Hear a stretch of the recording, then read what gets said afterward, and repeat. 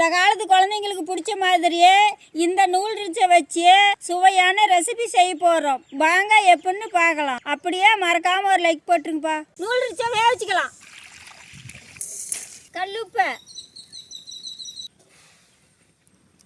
மரச்சா கண்ணு ஊற்றிக்கலாம்.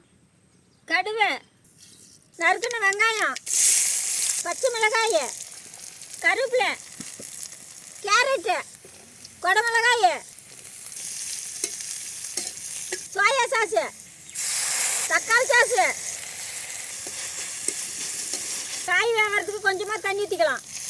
கறி மசாலா தூள், மிளகாய் தூள், தூள் உப்பு. வேவிச்சா நூல்ரிச்சை.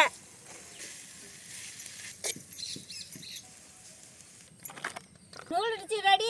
வாங்க சாப்பிட்லாம். நூல்ரிச்சி சூப்பராக இருக்குது. நீங்களும் ஒரு நாளைக்கு வீட்டில் செஞ்சு சாப்பிட்டு பாருங்கப்பா.